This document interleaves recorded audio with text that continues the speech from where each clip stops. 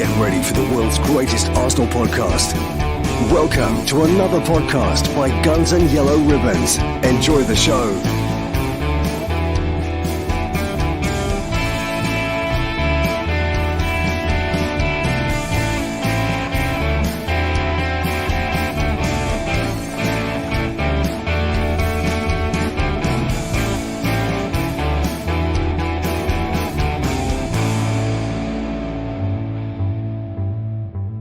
Hello, good evening. Welcome to another episode of Guns and Yellow Ribbons. I'm your host. I'm called Fergus. As you know, I am joined by my three sidekicks, Gunnar Hilsey, Capo Dan, and Danish Gunnar Alex. Well, we've got a special guest in the room because we're doing the preview game to Everton and Arsenal. A man who played for both sides, Super Kevin Campbell. Kevin, welcome to the show.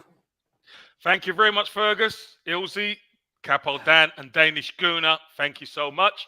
It's a pleasure to be with you guys. I always try and watch you when I can, but you know, that's few and far between. So finally, I get to be back on with you, Fergus. It's great. Yes. We had you on, of course, a good few years ago since we had you on before. Yeah. So we've moved on. We've now got fancy graphics and all that sort of stuff now. And a nice tune as well. It's cool. Listen, before we go anywhere, we need to give a shout out to Magic Mike. Magic Mike has been working for the last 20, and I say working because it is hard bloody work to put these together for an hour podcast, but he's been working for 27 hours on the Gunnar v Cancer podathon, raising money for Leukemia and Lymphoma Society. My screen is just gone huge. He's raising money for the Leukemia Lymphoma Society. Trev, take over a second. I can't see nothing on here. Don't do that, Trev. Come on, Ferg. Of all the days you had to mess it up, mate, we've got. I got it back. I got it back. So here we are. He's aiming to raise $30,000, and so far he's raised $28,332. So if anybody's got a couple of quid at the back of the sofa or anything else, go to goonersvcancer.com and just give a fiver, give a tenner, give whatever you can. If you can't give anything, just click onto after this show. He's still got on until 9 o'clock tonight. Go onto YouTube and give him a shout out and just say you saw him over here. Well done, Mike. Congratulations, and you're doing a fantastic job. Ferg, it's worth saying, mate, that if people looking there, it's an American charity, right? But just remember that the work they do benefits people all over the world. It helps people all over the world fight and eventually, hopefully, eradicate this horrible disease. So if you've got a few quid, stick it in there. It'll be dollars, but it helps everybody. And he's got some good guests as well on his show. YouTube, two really good ones this morning. Really good ones, didn't he, Trev? Yeah. With Peter Drury joining straight after you. Yeah, that's a sore point for Trev, but we'll move on from that one. he desperately wanted this. Well, to be honest, I wouldn't have minded it, but I could imagine. You know what? I think if Peter Drury and Trevor got in the same room, Mike wouldn't get a word in edgeways because you can imagine Hilsey the way he is. He'd just be off onto a tangent, and it would have been totally lost. Kev, Ferg, I would love to chat to him. I'm sorry to cut you off, right? That man's commentating. Where the words come into his head from, I do not know. I mean, at the end of when we beat Man United on Saturday, he said, "It's rice, baby," and the Archangel Gabriel stole it right at the end for the Arsenal. And he's thought of that, just like that, you know. Where does he get these words from? He feeds us a line, and it just makes us want to watch football. Love it. Anyway, Ferg, I'm going to leave you be now. That's it. His opening line was, and North London Forever was being sung by the crowds, and he said, and here we are at the Emirates Stadium, it's North London Forever. And again, just as you say, he comes out. I put a question in the chat, actually, to Mike, to try and see if, I don't know if it was picked up by him, but just to see if he scripts any of it, or if he actually does he think of it on the cuff? I really don't know. Kevin, you played for Arsenal. You've done 499 professional games. How many for Arsenal Football Club? You're the ones who's supposed to be telling me all this, Fergus. I keep telling you, don't get me on and ask me stats because I don't do stats. 166 in total, Ferg. Thank you, Gilsey. Thank you. What is it? A quiz? Come on, don't give me none of that. We were talking before you jumped into the studio. Danish Schooner said, was Kevin in Copenhagen? Well, Kevin got the Arsenal to Copenhagen because it was your goal against PSG at Highbury to get us through an aggregate, 2-1 an aggregate to the Cup Winners' Cup in Copenhagen. Alex, go on. Ask your questions about Copenhagen and Kev's experience. Yeah, I was just wondering whether you've got good memories of Copenhagen, as of course you came here in '94. Not good memories. Great memories, I've got to say. It was Arsenal's first European final for a long time. So many Gooners travelled across to Copenhagen, and it's always better when the team win, isn't it? When you win, It is. Great goal by Alan Smith. Great volley by Alan Smith against a really, really top Parma side. But we dug in and we got the victory. And, we celebrated. We celebrated with the fan base. We celebrated on the plane going home. We celebrated when we got back because it was that important to be able to bring a European trophy back. And let's be honest, there's been maybe better teams that haven't been able to do it. So that just goes to show what a big feat that was. But Copenhagen was fantastic. And we also had Faxa. We had John Jensen, didn't we? We had John Jensen in our ranks. So he was telling us all about it. Yeah, he came straight after his win with Denmark at the Euros. That's right. I was really hoping we'd draw Copenhagen, but maybe we'll draw them later in the stage of the advance, hopefully. That will be good. That will be good. Yes. Now what you need to do is support Copenhagen to beat Man United and get them kicked out of the tournament. Exactly. That would be brilliant. To be honest, that United side is so poor, it wouldn't surprise me. Trev, you've been going to Arsenal man and boy. You must have seen Mr. Campbell play in a fair few games. We're talking about the Everton game as we go along, but what games do you remember Kevin playing for Arsenal in red and white and then also in blue? You see, it's been a long time, Fergus. A lot of the games pile into one big bundle, but I remember obviously the semi-final against the goal against Paris, and then the final against Parma. Who had people forget how good a side Parma were. You know, they had Zola, Brolin. Who's the little lad who played at Newcastle? That's Bria. They were an amazing side, and it was a proper for me watching as a fan, Kev. I can remember it being a proper George Graham show. Get a goal and then just 1-0 to the Arsenal. Dig in. We go. Things get a bit tight, but we get there. And Steve Morrow played in midfield in that game, if I remember rightly. Steve Morrow played in midfield. Yeah, Paul Davis. Obviously, he would have dropped back. But do you know what, Kev? I've got a bit of a bone to pick here with you, mate. I can't remember any more than one, but I seem to remember you scoring a very decent goal against the Arsenal at Goodison for Everton. And I'm sure you had a little celebrate, mate. What was going on there, pal? You're damn right I celebrated, Ilzy. Listen, I love Arsenal, but we needed the points, mate. It's one of them ones. And you know what? I don't get when players... I done my time of not celebrating. My first league goal for Nottingham Forest was at Highbury, if you remember. Finished 1-1. I think David Platt scored for Arsenal, and I equalised in the second half. And game finished 1-1. I didn't celebrate that one, Ilzy. That was your lot. That was it. Listen, I've been on the end of a few hidings by that Arsenal team, by the way. So you know what I mean. You celebrate where you can, but listen, it's always my team. Arsenal's always been my team. My first game was 1977. So, I've done the rounds. I've been there, not been able to afford to get in. Used to go in when they opened the gates and stuff like that. So, Arsenal have always been my team. But when you play against them, you try and win. Yeah. Well, that's your job, isn't it? That's your job at the end of the day. Exactly. I mean, I remember that memory you just talked about so well, Kevin. It's something fans don't see nowadays. I used to get in at Highbury. I used to be banging on the gate when it was opening, right? And then you get on that North Bank.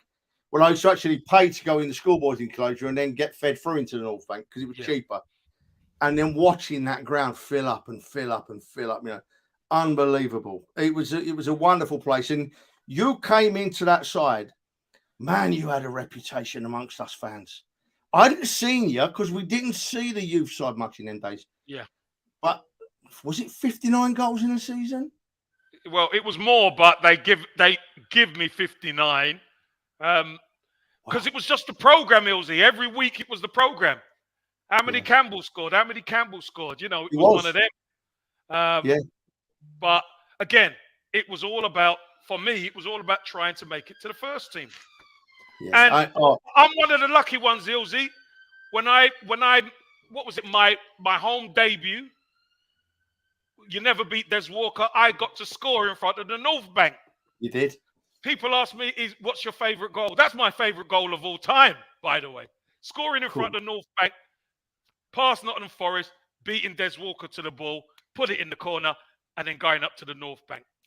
By the way, for people that don't know about Des Walker was a fine player, England international, and a player of some class. And I remember your first goal. Yeah, see, you lived my dream, Kev. You lived my dream, a North London lad. I know you were from South London, but the join up is there. Aguna, yeah. Fergus, do you mind if I ask Kev one more question? Then I'll keep out of it. I'm going to feed you a line here, Kevin. I don't know if you'll talk about it because you've told me about this before, right? So you're going to sign your first professional contract for the Arsenal, right? Yeah, and you go and see George Graham, don't you? At Highbury. Tell us how that went, Do you want me to tell the story? Tell us. All right, I'll try and condense it because it does go on a little bit. But he said to me, "Right, come and see me at the ground." I know what that's about, so I get to the ground. He leaves me waiting downstairs in the marble halls for an hour and a half. Calls me upstairs. You go up the stairs. You get into his office. All the wood-panelled office, massive desk. He's got this big leather chair, and you're on the midget chair. You can barely see over the desk. So he gets this contract out, and he's got a pen in his hand, and he puts it down, and he says, "Want to sign you on pro forms? Here's your contract." So anybody of note, you turn to the back to see what the numbers are in the contract. So I turned it over to the back. And I said, "I can't sign that, Gaffer." Anyway, he gives me a volley. He absolutely hammers me for about 5 minutes, tells me to get the F out of his office. And from there, for about 6 weeks, I get pushed out the reserves. I was with the youth team only. Then when I got in the reserves, I was on the bench. And it culminated in going to Oxford. We played at Oxford. And do you remember Oxford had two centre-halves, Shotton and Briggs at the back? They were playing in the reserves. I came on with 20 minutes to go. I scored 2 goals. In the dressing room after the game, everybody's patting me on the back. George Graham was there when he comes in.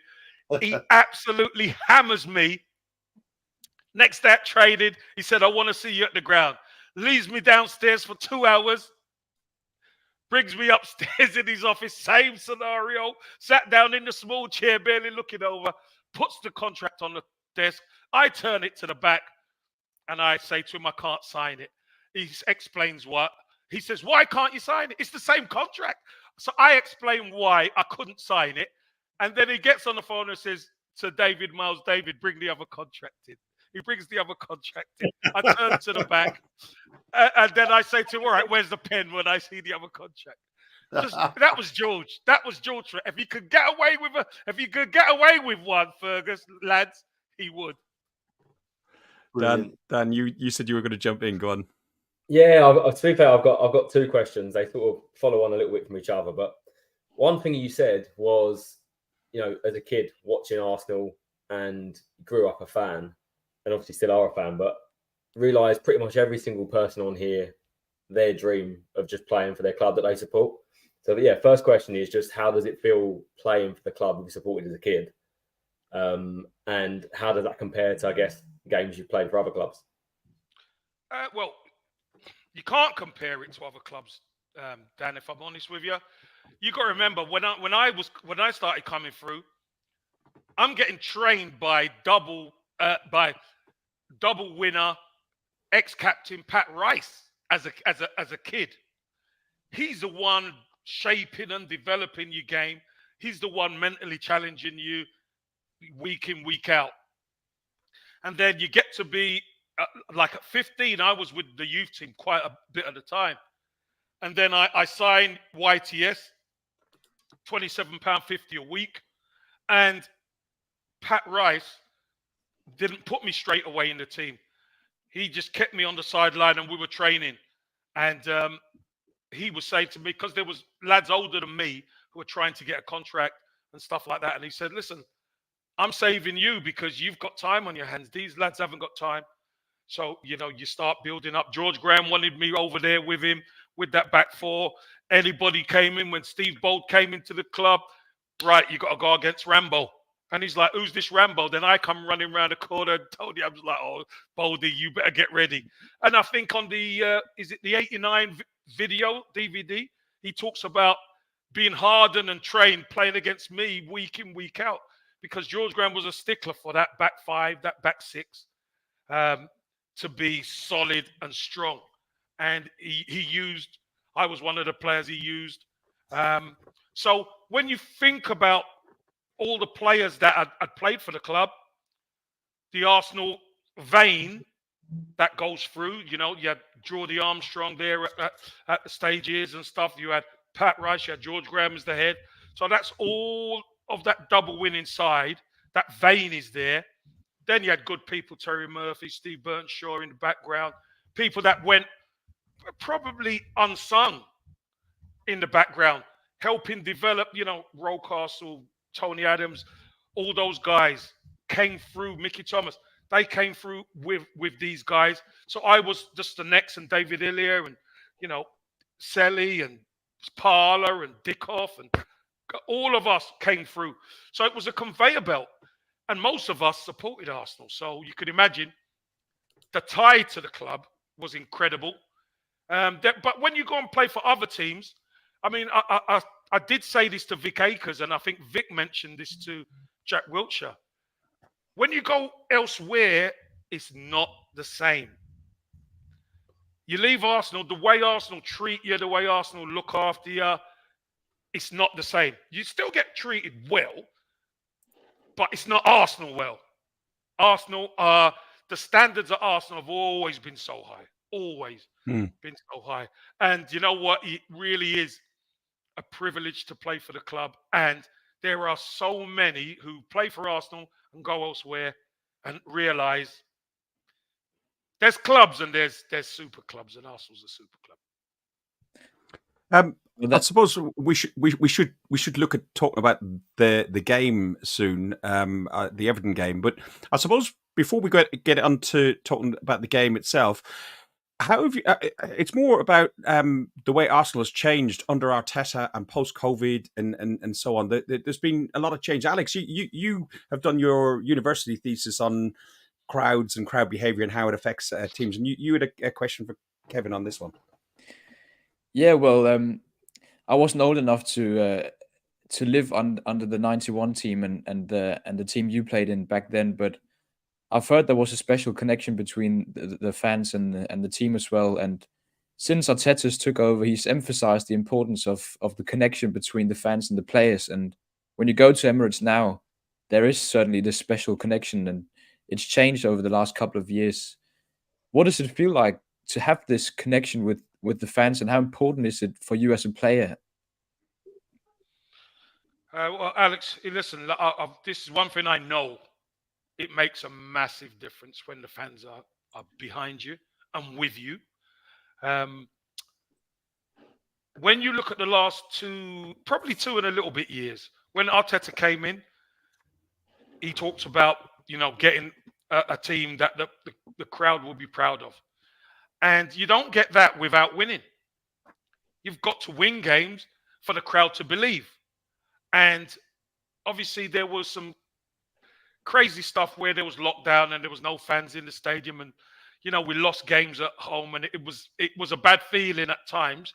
Plus, the dressing room was not right, if I'm honest with you. And we saw Mikel True. Arteta have to pay players to leave the Yeah. football club, and that was huge for me. That he's that willing to change the culture of that dressing room, so the fans could believe in this team. And let's be honest, spent 50 million on Ben White. At the time, there was a lot of keyboard Yeah. warriors, maybe. Yeah. Let's just put it that way, who were disputing it. Looks like money well spent now. Aaron Ramsdale. True. Oh, he's a goalkeeper. So we've seen the trials and tribulations, but what are performances that these guys have bought into? They've connected with the Arsenal fan base. They're likable. But I tell you one thing they will do. They never give up. They always give it their all. And we may come out second best at times. But one thing the Arsenal fan base has always loved is people who have a go and try. And that's what we've got a team of now. Went close last season. We could have won it, but maybe we're just a little bit too young. But now, when you look at the squad now, I think we are starting to build something a little bit special.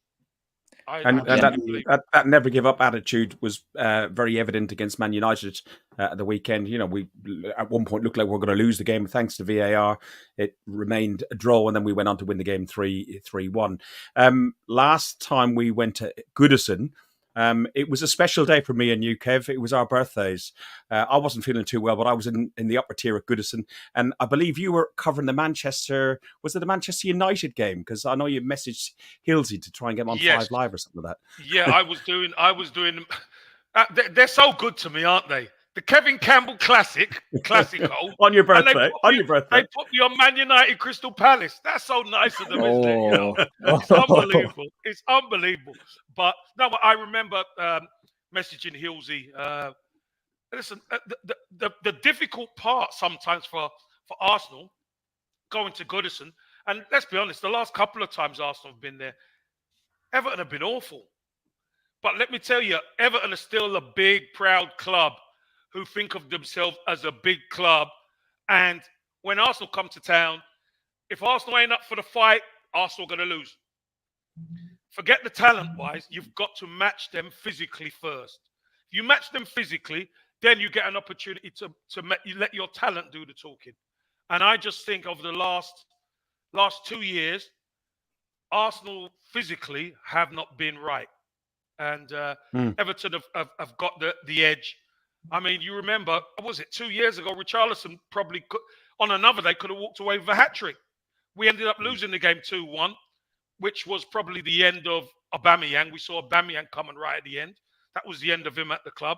And last season, we off them path, had a couple of chances, but in the end, Everton just overpowered us. We tried to change it a bit, but we just weren't clinical enough. And that's one. Is it a criticism, or is it something that I think we need to develop and improve? We need to be clinical. Because do you think we're over clinical? Do you think we overpass the ball in those sort of scenarios? Like Everton in that particular game, from memory, Calvin Klein, Onana, and another. They could have been 3 up in that game, and the crowd at Goodison, the noise is unreal. Are we guilty of being over clinical, and overplaying the ball sometimes? Well, I wouldn't mind if we're over clinical by sticking the ball away. Yeah. But we do overplay, don't we, at times, where sometimes we should have a dig from 20 yards. We try and get another pass in.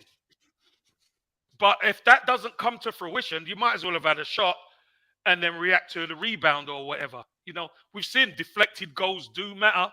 Little deflections make a big difference.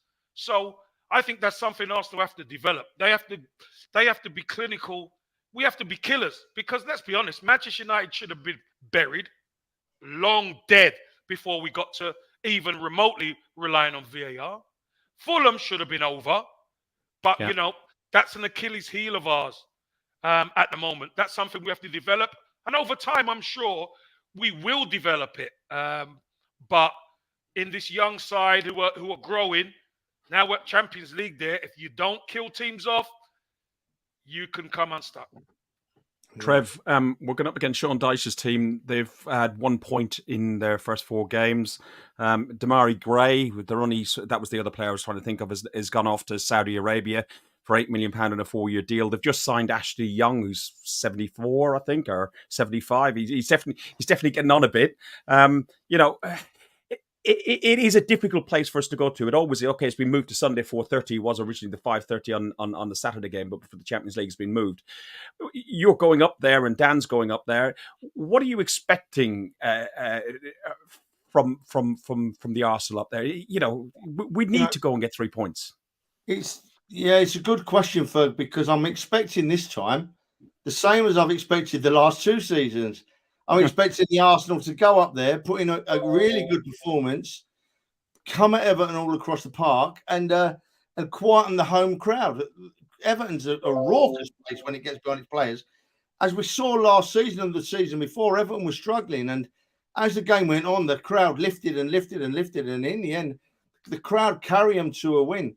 So I honestly not sure what's happened in the last 2 seasons, but honestly, my expectations are the same as I've expected, and I'm hoping them to be right this time.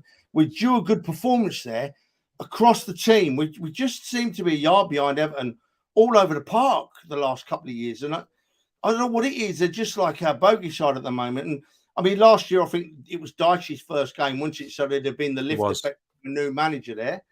And Dyche's a clever man. Everton may be struggling at the moment, but he's a good manager and a clever man, in my opinion. So we're going to have a game on, but as I said earlier this morning, if we play to our best, we'll beat Everton. In fact, I think if this Arsenal side that we've got at the moment plays to its best, I'd fancy us to beat anybody, Fergus. I really would, on a good day, So hopefully we'll turn up, play at our best, and we should beat Everton, I reckon. Yeah, no, Dan, I'm going to come to you on this one because I want to talk about like lineups and what you potentially would like to see. Because we've had some players that are coming back from injury. I know there's some international duty, and Gabriel, they're talking about, had picked up a thigh knock.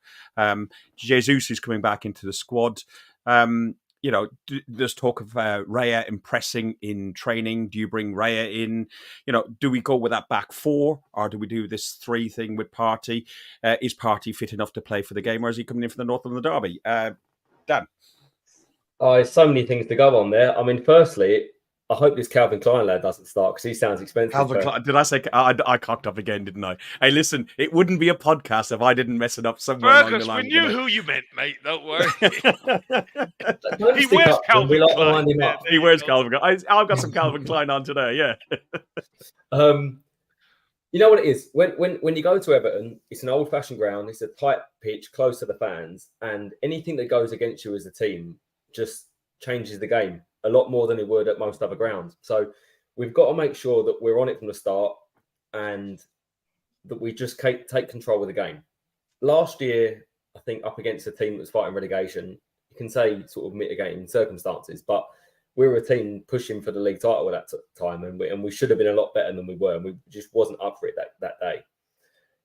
I do think the starting 11 for me is quite clear. I've always said I think long-term Raya will be our number 1. I think unbelievable. Long-term, I think he's the better keeper, Trev. But what I think Arteta won't do is drop Ramsdale immediately. It would have to be something that he makes a few mistakes and Raya impresses in training for him to come in. And he won't make mistakes. Or it'll push him to get better, Trent. It'll either push him to get better or Raya will come in. But I do think Ramsdale has a mistake in him. And so I think, I don't know, long term, my opinion is Raya comes into the team. But I think for this game, I don't think Ramsdale's done anything wrong to be dropped. I think he deserves to continue his place in the team, as do the players that started the last game. I do think Jesus comes into that team ahead of Eddie. I just think Jesus brings a lot more to the team in terms of link-up play, dropping into that space off the striker, dragging defenders out. And you have to do that against an Everton side that's going to be very, very compact at the back, very compact in midfield. If I'm talking about expectations, I think we will win. I think we're the better side against Everton by a mile, I think, if you compare them on paper. But there's other things that can change a game, and we need to make sure that they don't happen. And you do that by taking control of a game from the start and, as we said, be clinical and take our chances early. Dan, we were having a chat on WhatsApp before about Eddie in particular, and you had a theory on Eddie. Like, listen, Eddie's had plenty of critics, and plenty of the keyboard warriors that Kevin was talking about have their say on social media and everything else. And we're not having a go at a player, because for any player to be in a top flight team in the Premier League, never mind, or even the Championship, they've reached a bloody high level. To be at a top Premier League team playing in Champions League football, he's reached a level. He's there. But you had a question. I just wanted to place it in the right place, because you had a question just around how he succeeds and goes on from there. Yeah, I mean, firstly, that isn't a criticism of anyone that I think, like, for example, Ramsdale comes out of the team, because we've got fantastic players sitting on the bench that are good enough to be starting, and we've got competition, as you should have as a top club. So this isn't criticising anyone. It isn't criticising Eddie, saying I think he should be on the bench. I just think at this moment in time, Jesus probably brings more to the team. But it was actually a question for you, Kev.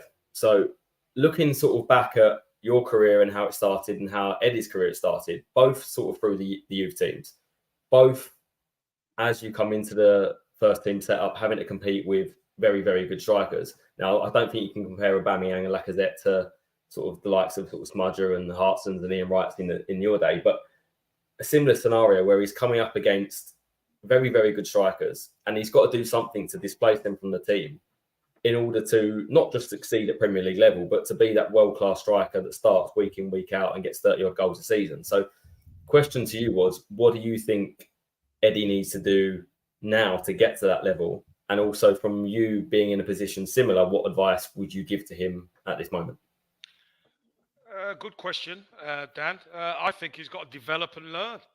I think Eddie, being that fox in the box type player, we know that's what he can do. He can get on the end of crosses and he can finish.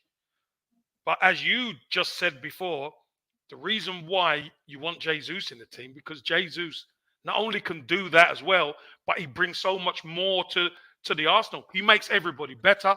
His hold-up play, his play where he doesn't just stay in the middle. He could drift wide. He could dribble. He can beat people. I'm not saying Eddie has to do all those things, but Eddie has to learn how to add more strings to his bow. That's what happened with me. I was a league title winner in '91. The club bought Ian Wright, and I found myself out of the team. So what do? You can either throw your toys out the pram, or you could get learning. You get on the training ground. And that's what I done. I got on the training ground, and maybe I learned to be a little bit more like Alan Smith than Ian Wright, because that part of it, Wright was always going to play. So with my attributes, if I could add a little bit of what Smudger does, that then makes me a more valuable player. And that allowed me to be able to play multiple positions by learning. So I think that's what Eddie needs to do. Eddie's a good player. He works hard. He grafts. Just needs to keep adding those strings to his bow, become better. I think the Champions League is going to help that. You know, Eddie might be coming off the bench in the last 10, 15, 20 minutes of games. He's going to learn so much more. He's with England now, so his confidence is going to be high. I'm sure he'll play some minutes for England. So that, for me, the development and the progress of Eddie is really important. Look, we kept Eddie and let Balogun go. So that tells you everything. Yeah. Yeah. I think it shows, because I think Eddie is a hard worker, and I think it shows the way he obviously trains as well that he's liked by Arteta. Just a follow-up question on that is, also at some point as a striker, you've played out wide as well in games to accommodate strikers up top, and we've seen that a couple of times with Eddie. But what, as a striker, does that bring to your game to play out wide and learn that role as opposed to being up the middle? And also, how does that motivate you to do more to start in, I guess, your preferred role up top? Well, your priorities change a bit, because you're more of a supplier. But the key is, when the ball's on the opposite side, or you do get the opportunity to get your shot off or to get goals, you've got to chip in with goals. You know, we talk about Martinelli and Saka right now. We need them in double figures. You know, there are wide players. We want Jesus to be 18 to 25 goals, but we need Saka and Martinelli to kind of mirror what 13, they done 14. last season.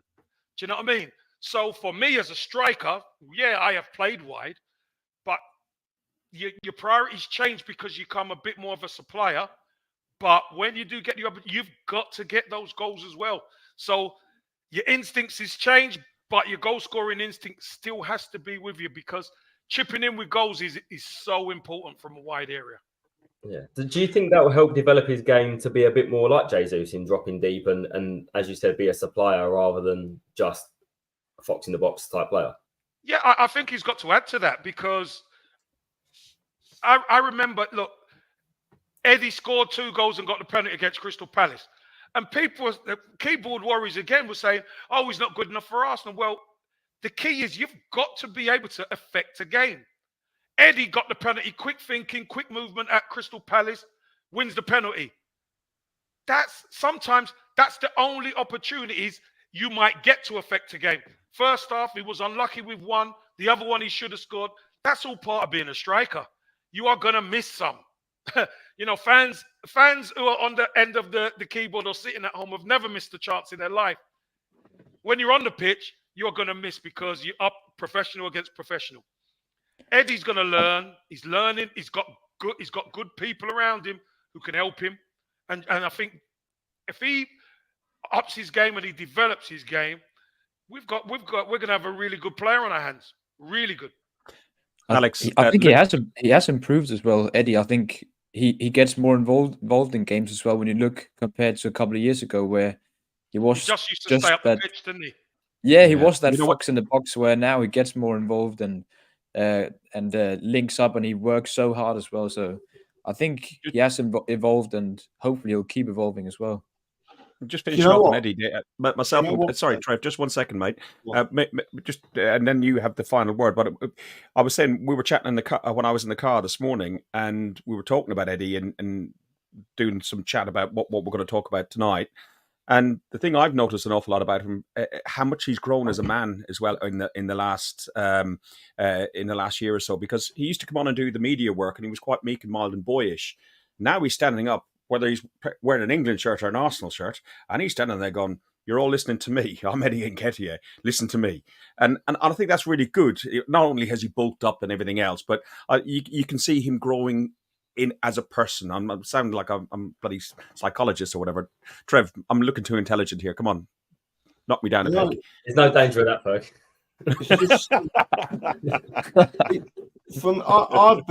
I've said for a while I want to see more from Eddie. I want to see him develop. And in fairness to the lad, I think he's done that this season.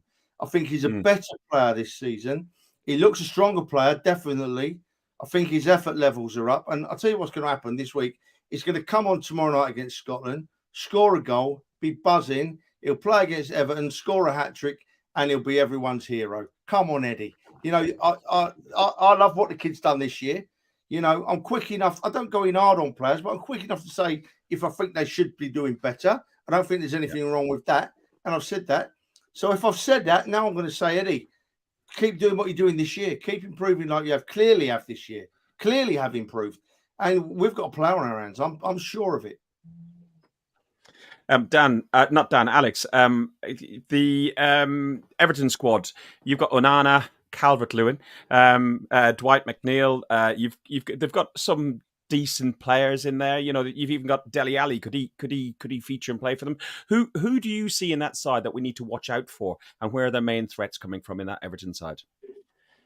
Well, they've just sold Iwobi, a player we know very well, and he was one of their best players for the last couple of years.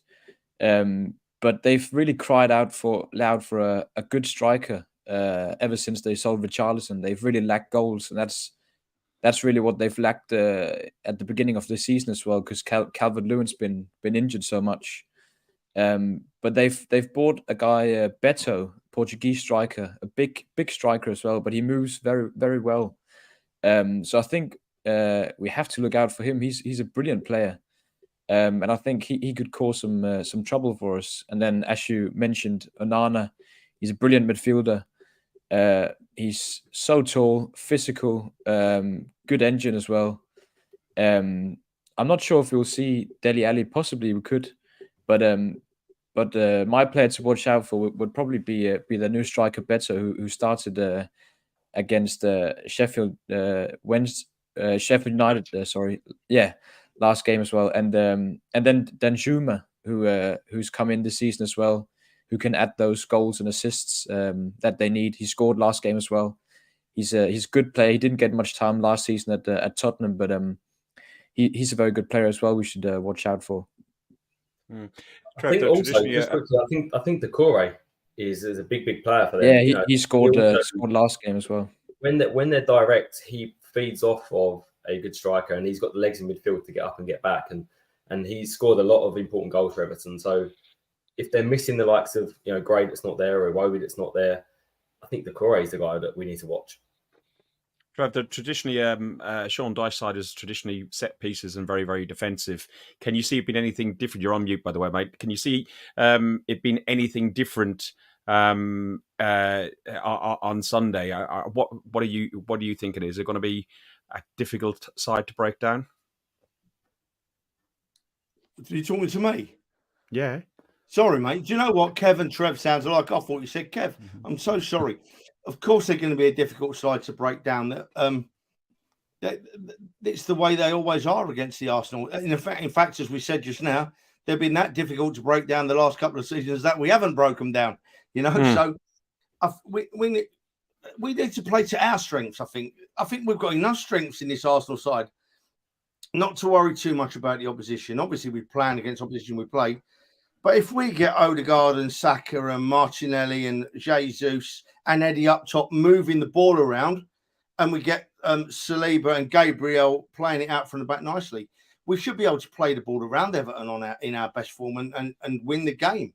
So really, for me, I'm not worried about Everton. I'm worried about us turning up and putting in a performance this time, Ferg. Yeah, I think we need to dictate the game and control the narrative more than anything else. Kev, and that's Kev, as in Kev. Okay. Yeah, not Trev. Just T and K. I know they're similar, but just clarifying. Yeah. Kev, you got Partey and Rice, both can play the number 6 role. How would you line up? We saw how Rice played wonderfully, I think, against Man United in that 6 role. And we've seen Rice and Partey together. Okay, now that strange formation with Partey dropping back.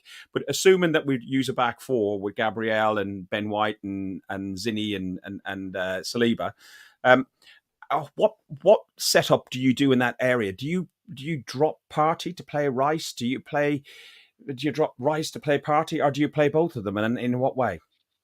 I don't think Partey will be fit, so okay. I think it'll be the same. I think it'll be the same team. The funny thing you mentioned, Fergus, when we invert from the right, everybody's up in arms. Oh, this doesn't work. You see Zinchenko weren't the left of. He was playing centre. He was playing right hand side. Past Declan Rice. So everybody, this is the way we play. We keep the 3 at the back, solid, and then we let the fullback or one fullback join into midfield.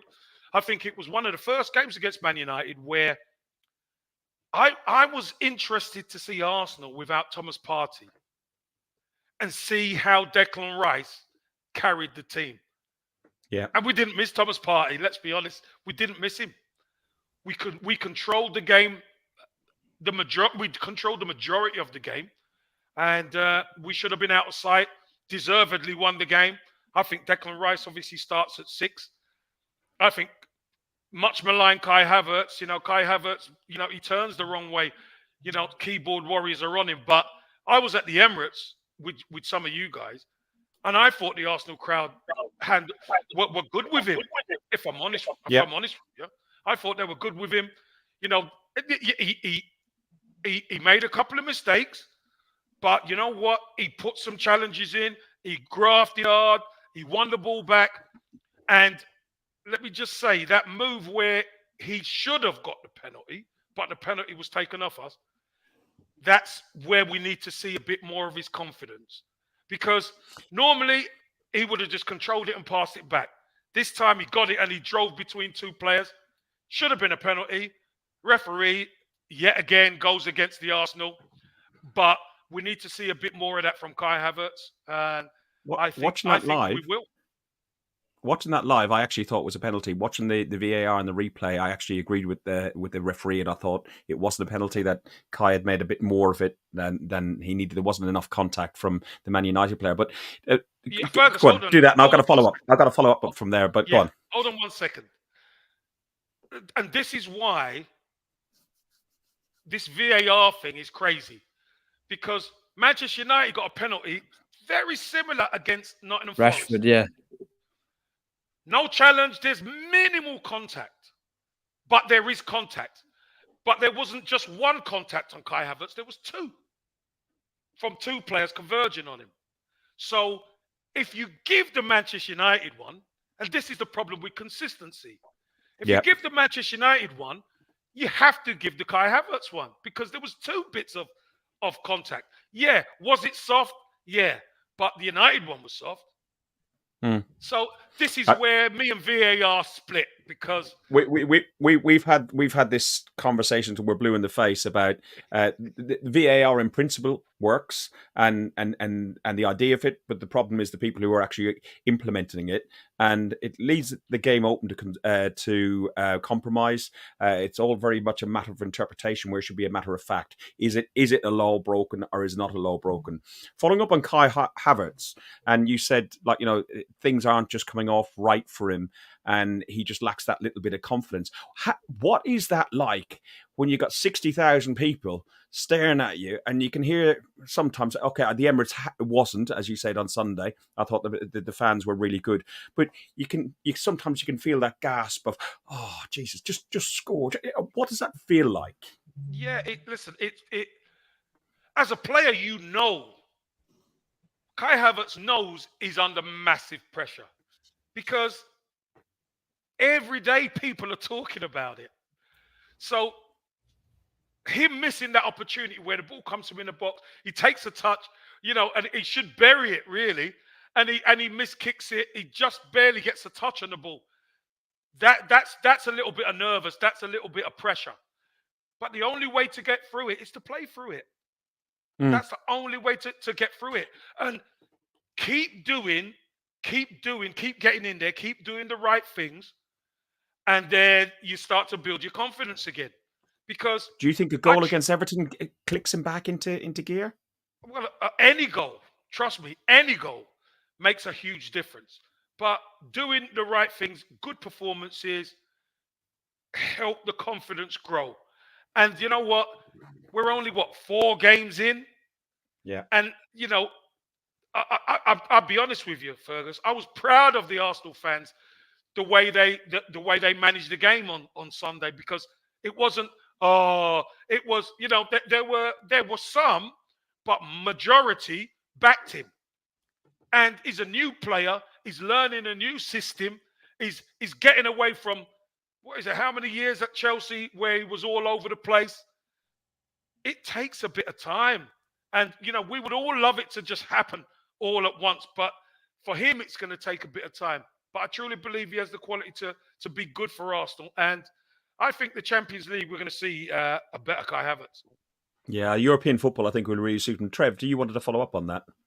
Yeah, it's really interesting listening and talking about a crowd, because the crowd haven't been on Havertz's back, or 99.9% haven't. But if you go back 3 or 4 seasons, 5 seasons, 6 seasons, when we were in the trough, Havertz comes into that to pieces, because that crowd then, I used to go in them days with a hope that we would put in a performance, right? Hope. Now I go to a game expecting a performance. That's how much it's changed, right? And this crowd, 99% of our fan base, they trust Arteta. They look at our players and see that they're all playing for that badge on their chest, right? So I'm sure they're going to give Havertz the time. And I said it before, and I agree with Kevin exactly. I think Havertz is a confidence player. I think he gets one and watch him go from there, So let's hope he gets a goal quickly in the next 2 or 3, or next week, hopefully, and we'll see a different player, I'm sure. I'm sure there's a player in him. Mikel Arteta doesn't spend 60 million on a player that's not got some capability within him, right? You know, we've done that, been there. We don't need to cover that again.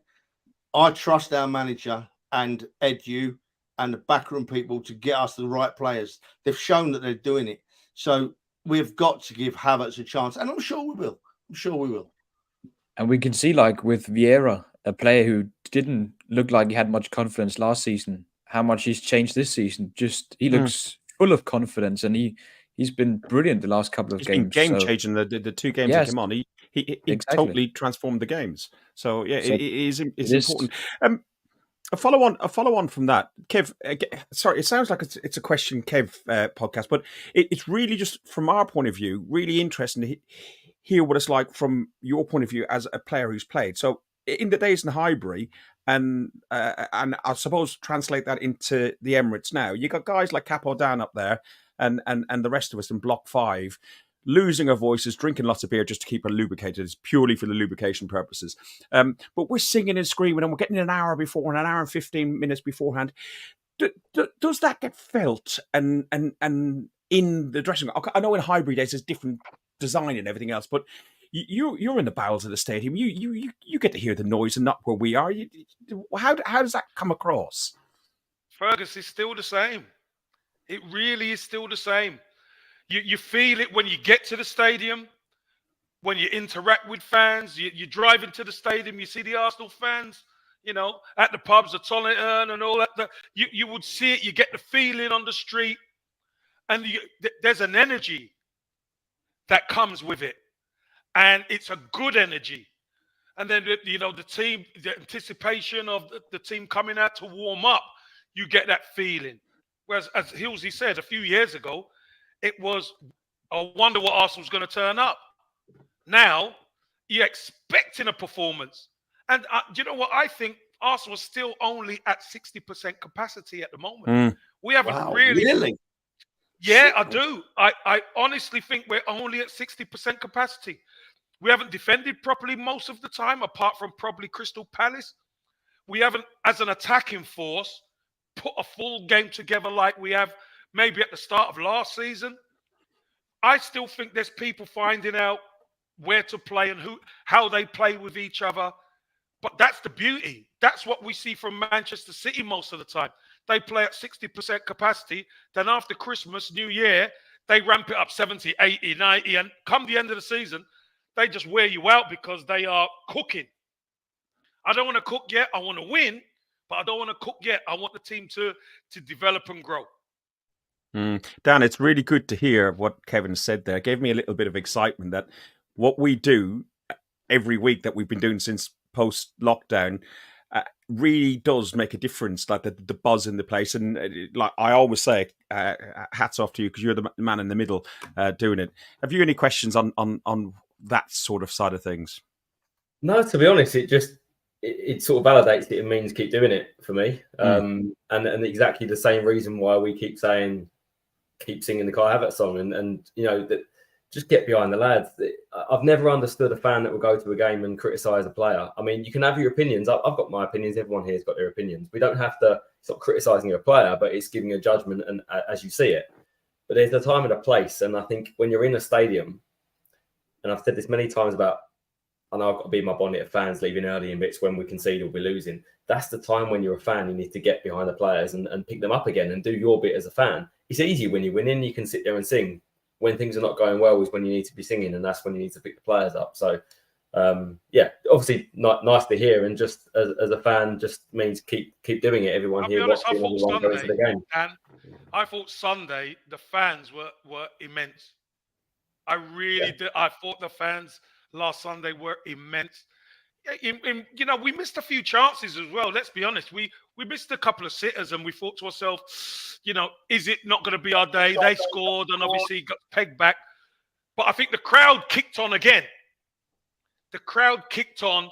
The team kicked on, and ended up. Wow! What a couple of goals in Arteta time, should I say? Yeah. And do you know what? Time. As a player and as an ex-player who covers the games, who looks on, I love to hear when other people start saying, you're celebrating too much. I love it. Celebrate even more. Get more beer down, you boys. Enjoy it because you know what? 5 years ago, as Hilsey said, there's times where you're probably drowning in your sorrows because you don't know what to expect from the team. If you can't enjoy this, if you can't enjoy watching Arsenal Football Club get better and look to challenge and be back in the Champions League, when are you ever going to enjoy it? Well, as Yeah, you I mean, said, I was just going to say the same. I mean, the same was about Man United, the Man United game. If you can't get up for Man United, or you can't get up for Spurs that's coming, or the Champions League coming back, I think you've got a problem. But it's the games against the so-called smaller teams where fans just need to keep the same energy and the same, just as vocal as always. Keep singing, get behind the players, and it does help. The talk man isn't a myth. It's been there for years, and that, there are some parts of football that develop. There are some parts of football that are exactly the same and haven't changed for years. Yeah, the early kickoffs, and as you said, like I remember, it was in the toxic era when we played Cardiff, and I think it was a January, February, and your feet froze from the concrete up, and yeah, they are tough games. They are tough games. You touched on Arteta. Arteta played and captained Everton. He played and captained Arsenal. He's also played at Rangers and Barcelona. How do you think he's changing Arsenal Football Club? Because you talked about when you were there and how well the club look after you, and traditionally how Arsenal does. It seems like it was almost a reset done, and we went back to almost the George Graham era when Arteta took over, and he had his unconditionals and everything else. How do you think he's changing the team tactically and emotionally, and spiritually, or whatever other word you want to use? How do you think he's doing that? Kev, not Trev. I think it's characters. I think it's the character that he has to bring into the dressing room. Because don't forget, Mikel Arteta was number 2 to Pep, playing against Arsenal and wiping the floor with Arsenal. And some of the Arsenal sides that turned up, on paper, you could say we should be giving them a much better game than we're giving them. And why weren't we? We weren't giving them a game because the dressing room weren't right, the attitude weren't right, the mindset weren't right. And I think it was you and Hilsey mentioned about that badge weighs heavy on people, and a lot of people can't handle that badge. To play well, let alone be successful in that badge, to play in that badge, it comes with a lot of pressure. It comes with a lot of privilege. It's a privilege to play for Arsenal, guys. Let me tell you. So, you guys, you go and you enjoy yourselves and that. But when you go out there as an Arsenal player, it's a privilege to play in front of the fan base. It's a privilege to win for the club. And when you don't win, you get criticised because we're the Arsenal. It's that simple. So Mikel Arteta went in there and he's realised the players I've got in this dressing room cannot do it. He could do it in a cup, won the FA Cup, because they're one-off games. But the key to any team is the consistency. And that's one thing we haven't had for years. So he started to buy younger. He started to develop. He started to get in characters. Gabriel come in, Partey come in. And you see, he must have had the balaclavas on because some of the prices that he paid for some of these players, he stole them. Guys, didn't he? He stole some of these guys. But now, as Hilsey rightly said, you go to the Emirates and you expect the team to perform. That's the difference. Whereas before, you weren't sure. Now you expect them to perform. But I still believe we're only at 60% capacity. I still think the ceiling is we've got 40% to grow. Well, last one on that. So, sorry, Alex, because it's just a couple of things that you say that make me jump in. You had almost Invincibles in 91 with the team that you were in. You won the league. You had the Invincibles in 2004. Is the class of 23, 24, are they as good as those two sides? Or could they be better? Could be. But yeah. Again, they've got to that ceiling. That's 40% I mentioned. You've got to start developing and bringing that forward. Got to start learning to be clinical and kill teams off. That's what the best sides do. If you could kill teams off, do you know what? I want to be at the Emirates, being pitch side, 3-0 after 55 minutes. That's what I want. I don't think I don't have that yet. I want to be able to hear all the songs, the Arsenal fans getting ready to go to the pub after to celebrate. after 55 minutes. I don't see that. I see that at Man City. I see that at Liverpool. I don't see it at the Emirates. That's how we've got to be. We've got to be clinical and be able to. I used to do it under George Graham at Highbury, Kev. If you scored and we went 1-0 up at Highbury under George Graham, I'd go and get a beer because I think, well, we ain't going to lose now. You knew That's it. You knew. Yeah, knew. But that's the thing. We still have 40% capacity to grow. There's still a bit of communication at the back that we need to get right, i.e. the Rashford goal. We need to get the communication right because there's no way Marcus Rashford should be able to pick the ball up, go in his right foot, and score when we got our back four in line. No chance. Yeah. Do you know what? I've started a question, Kev, from Irish Mick, and it's been my view over the last year or two. Someone said it to me ages ago, and it rings true with me. To win a league, to win the Premier League, you've got to win in the Northwest, right? Everton, City, Man United, and Liverpool. You go there to them places and win, you're likely to win the league. Last season, we dropped a lot of points up there. So, how do you think we're going to do better this year? How do you look at us going, mate? Well, we've got to, Ilzy. We've got designs on winning that league. We don't want Man City to do 4 in a row, be the first club. No. We've got designs. We don't invest all that money for nothing. So we've got to be able to go up north and win. And I tell you what, big test is Everton. Everton is always a big test to see where you are. Because if you can go to Everton and get a win, then, all right. So that's one hoodoo out the way. Yeah. Do you know what I mean? That's what you've got to do. You've got to put the hoodoos and you've got to knock the hoodoos off. Still taking care of business in the London derbies, which is coming. So we've got a great record in London, but you're right, Northwest, they're the battles. That's where you go into war. And if you win them, you stand a real good chance of winning the league. So can I just ask one more, mate? Because far away. This is very personal to me, right? This is very personal to me in that I find it interesting you saying you think they've got 40% more to find. And trust me, my friend, I hope you're right. Because as an Arsenal fan, I've seen us win every trophy, right? And I'm desperate to see us win the Champions League. I'm 61 years old, desperate. Am I going to see it in my lifetime, mate? Am I going to see us win the Champions League? I think you will. Yeah, I think you will, Hilsey. I think what Mikel Arteta's building right now is going to be a super team. They're getting all. You look at the age of the team. Yeah. And when you look at the age of the team, most of them are tied up on contracts. I remember there was meltdown. Saliba's not going to stay. He's signed. Saka signed. Erdegaard's going to sign a new deal. You've got Ramsdale on a long contract. You've got Ben White's on a you've got them all signed. You bring in Declan Rice. All of these guys are going to develop at the same time. That all develop together. Oh, wow. Yeah.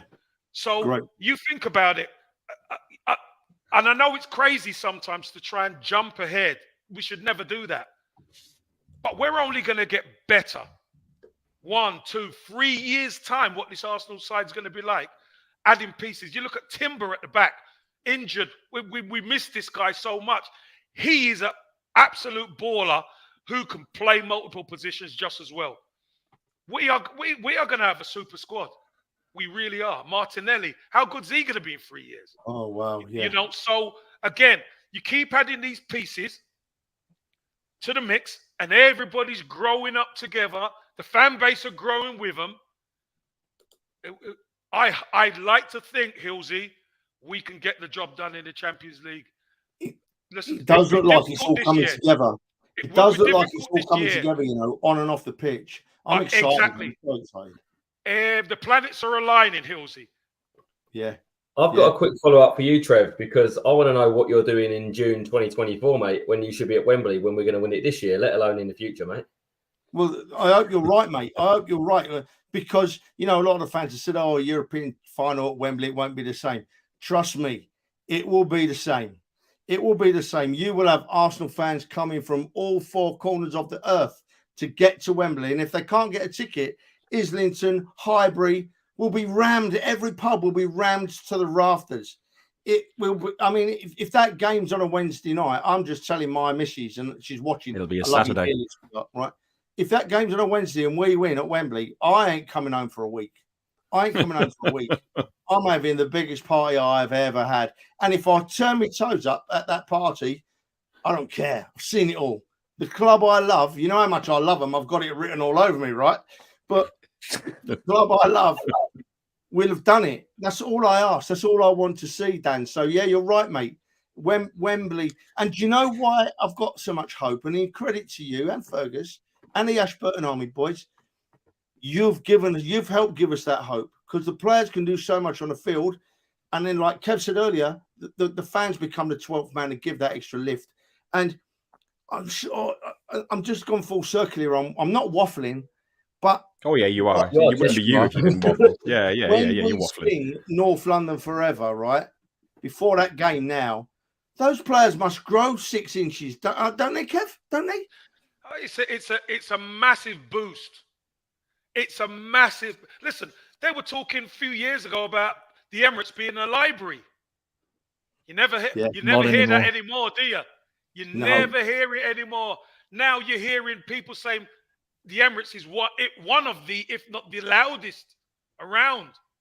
That's what we need. But we needed a team on the pitch to do it. Now we got it. Let's keep it going. Yeah. But Mind you, what was it like?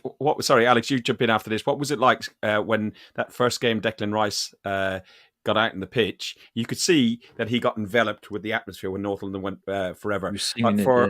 But for a former West Ham captain to put the shirt on for Arsenal for the first time and sing our new Arsenal anthem, it's just really must have gotten his head. Definitely got in the West Ham fans' head.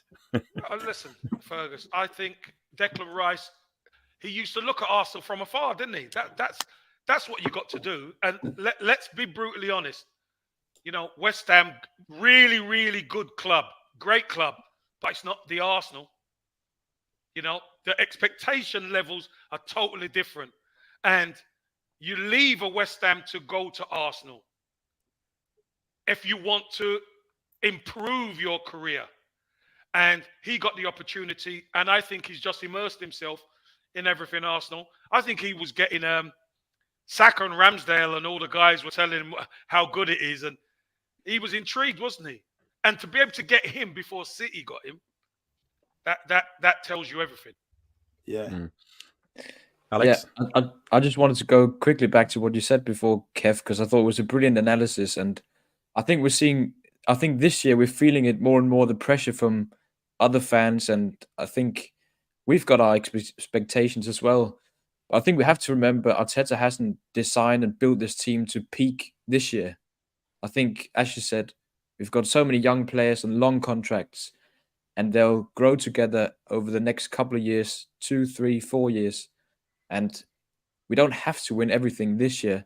I think we'll be in all of the competitions and compete for it, but it's not the end of the world if we don't win the Champions League this year, because I don't think our team is designed to peak this year. We've got so many young players, and they'll win over the next couple of years, I'm sure of that. Alex, let me just say this to you, mate. This is the most important thing I'm going to say on this channel today.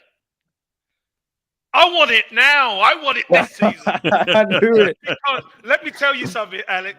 I want it this season because if we get it this season, all of a sudden, the youngsters understand what it takes to win. That's why, people throw shade on the Community Shield. I thought that was so important for us to win it. It is, yeah. It is. It was so important. And silverware matters, guys. Silverware matters. And yeah, we might not win everything, Alex. You're right.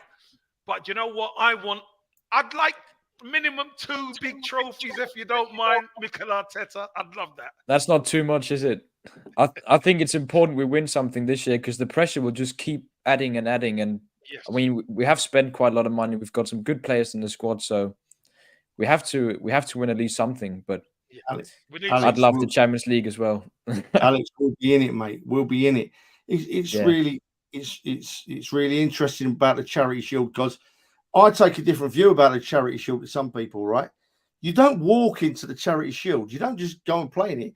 You have to win more games to play in the Charity Shield than you do to win the FA Cup or the European Cup. You have to win lots of games to get into the Community Shield. And it's a trophy for me. It's a trophy for me, and it lifted the fans. What a day at Wembley we had. What an amazing day at Wembley we had. You know, so I'm taking that Charity Shield as a trophy, and hopefully it's the first of 2 or 3 this season, you know. Ilzy, And it was against City as well. Ilzy, let me just let you into a little secret. I was doing Man City TV in Manchester. Right. And I was with Paul Dickoff and Keith Curl, right? City score, they think they've won it. Obviously, we make changes. Trossard gets the equaliser with a deflection, penalties, and we win it on penalties. Let me tell you something. They were gutted. Yeah. Why? Absolutely. Why were they gutted? It weren't, it's just a Community Shield. They're gutted because the mentality is it's another trophy and we need to keep Arsenal down. They don't want Arsenal getting that feeling of winning trophies. No, they want to keep us down. So that's the key. As I said to Alex, I want it now. I want trophies now. This team have to understand what it takes to win, have that feeling. Bigger, better players want to join, get our squad up to speed so we can probably do madness moving forward. It's important. We went 1-0 down in the Community Shield, playing against the best club, arguably the best club side on the planet, right? We went 1-0 down. And did we stop playing like you would have expected years ago? Not a chance. We actually lifted it. We actually lifted it. And, you know, we thoroughly deserved our equaliser on the run of play. And then we were very comfortable in the penalties. It's a trophy. And you're right, Kev. We played exceptionally well. And I'm shouting about it all day long. I ain't backing down because it's a Charity Shield. I'm shouting about it all day. I was that excited. I got my bloody tats out again at Wembley, didn't I? I can't believe it. Kev, he shoved his tats in my face. Honestly, I've had some women do that, but I've never had Pilsy do that before. Hey, listen, we've gone all over the place. I've really enjoyed it. It's been really interesting. But the reason we came on here was to preview the Everton game. I'm going to put you on the spot, Kev, and I'm going to ask you to give a score prediction. I know your allegiances are Arsenal, but you've also been in Everton, and Everton fans take you really close to their heart.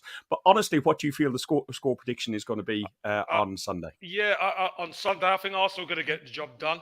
I think Arsenal right now have developed into a side who can go away, defend properly away from home, and hurt the opposition.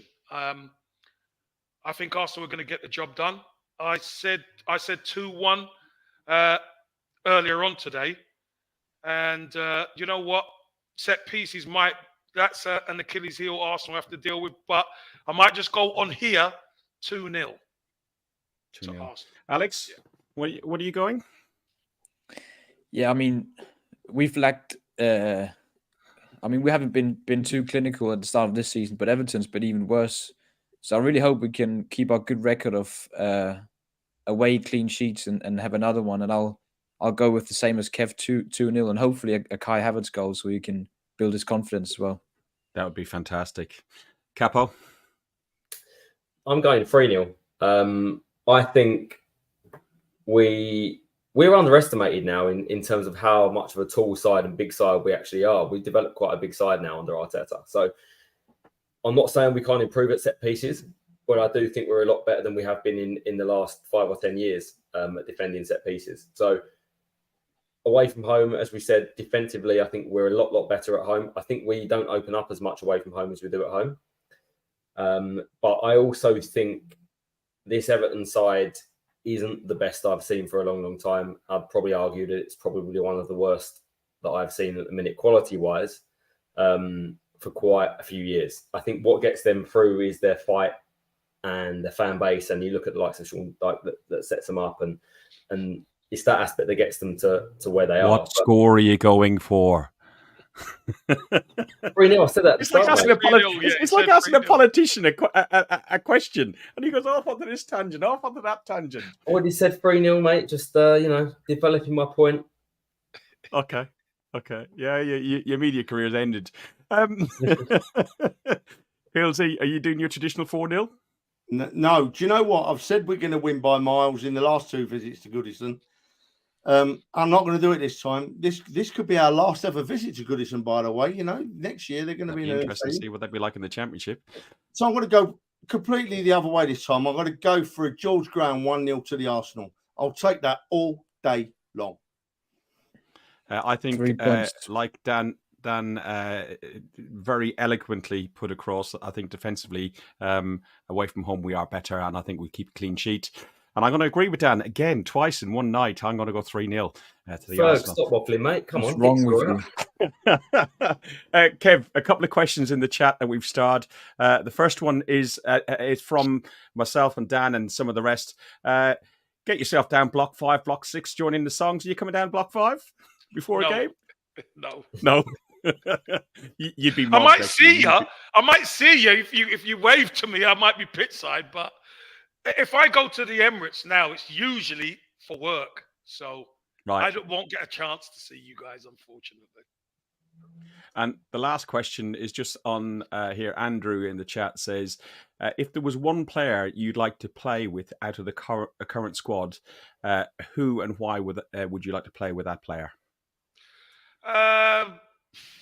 Probably Saka. Yeah. I think somebody who's come through the ranks, who's carried the team for a couple of seasons as a young kid. His ceiling is massive. I still think he's only playing at 60-70% of his capacity as well. He's got so much to develop. And do you know what? There's going to be times where he gets 20 goals a season. Watch. So I think Saka.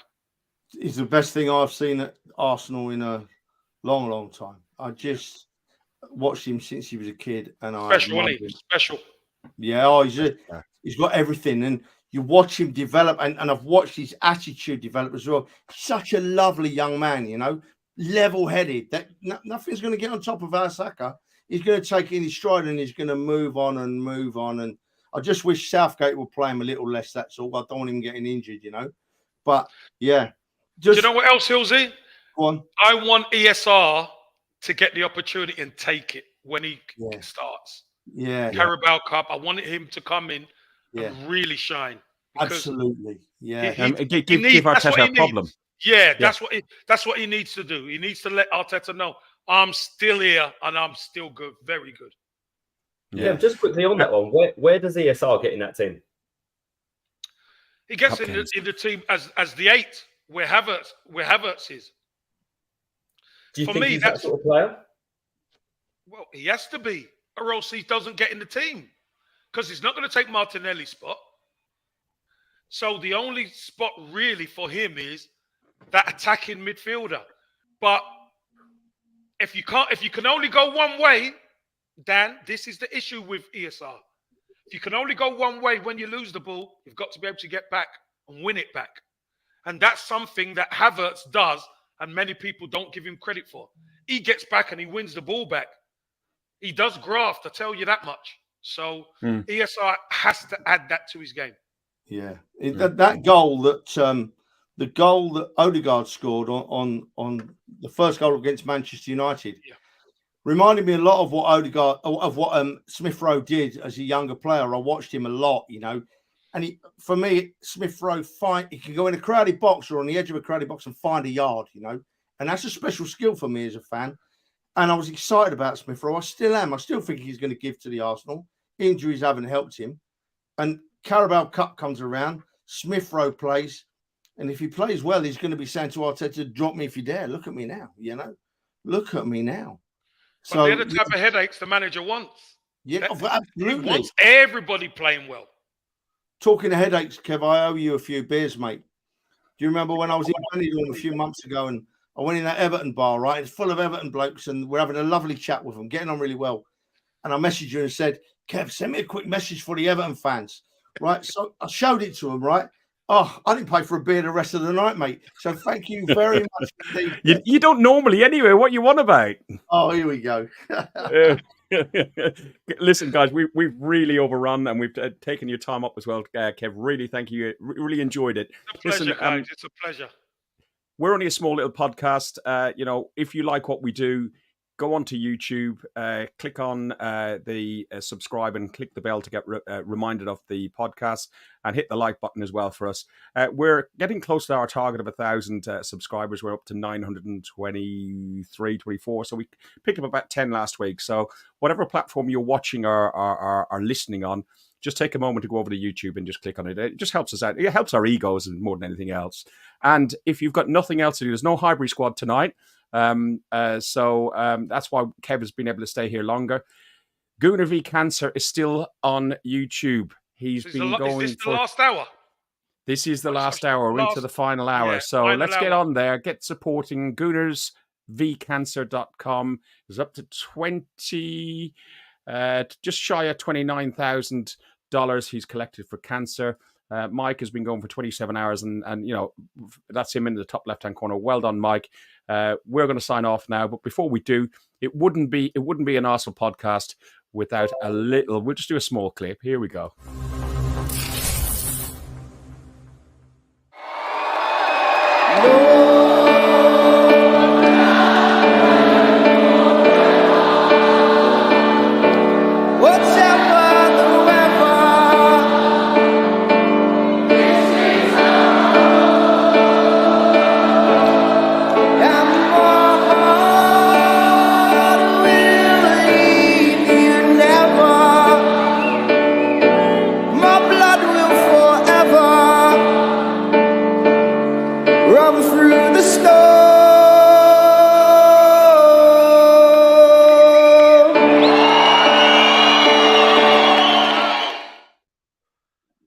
Trevor, we've done you again. We've done you again. Every time. It just does me. It just gets me. Just really gets me. I just love the fact that we've got our anthem now. And you know that it's good when you start winding people up on social media and they're biting about it. You know you're onto something good then. But I'm going to shut up now, Ferg, because surely it's got to be a last word from our very special guest tonight, hasn't it, mate? Yeah, go on. Kev, close the show. Well, listen, guys, it's a pleasure coming on with you all. It's great to see you guys all celebrating Arsenal, backing the players, getting behind the football club. I truly hope everybody gets behind the whole team. And do you know what? There's some exciting times ahead. So long may these podcasts be happy. Long may Arsenal forever touch Trev. And I want to see Trev's tattoos out all over Europe. There you go. So enjoy yourselves, guys, and thanks for having me on. You are on, Mr. Campbell. You are on. I want to see you, Trev. You're going to get nudes, aren't you? You're going to get nudes all the way from Seville, Eindhoven. Just the top. Yeah, tattoos. That's what I meant. Yeah. Don't worry. Yeah. Guys, an Arsenal podcast by Arsenal fans, for Arsenal fans. Thank you very much, Trevor, Capo Dan, Danish Gunnar, and of course yourself, Kevin Campbell.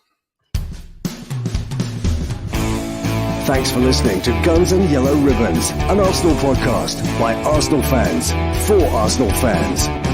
Follow us on Facebook at Guns and Yellow Ribbons or Twitter at Guns and Ribbons. And remember to rate and review us too. Up the Arsenal.